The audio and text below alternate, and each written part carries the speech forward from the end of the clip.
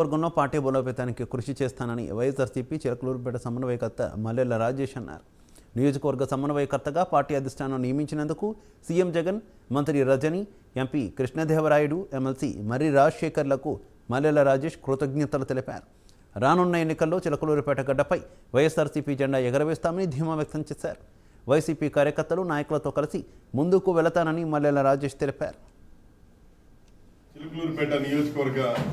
ఇన్ఛార్జిగా నా మీద ఎంతో నమ్మకం ఉంచి మరియు పార్టీ ఇచ్చిన ఆదేశాలను గౌరవ మంత్రివర్యులు విడుదల రజనీ గారి చేతుల మీదుగా అందుకున్న ఈ పదవిని నా జీవితంలో నాకు వచ్చిన ఈ అవకాశాన్ని నాకు ఇచ్చిన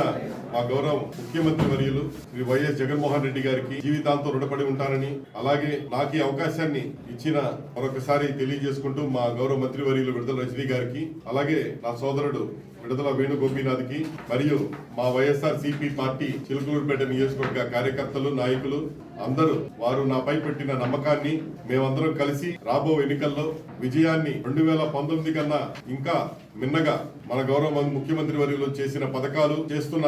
కార్యక్రమాలు వీటన్నిటిని ప్రజల్లోకి తీసుకెళ్లి పూర్తి స్థాయిలో రాబో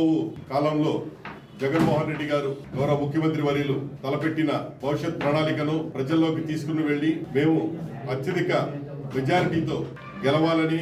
మీ అందరి సపోర్ట్ కూడా మాకు ఉండాలని ప్రతి ఒక్కరిని పేరు పేరున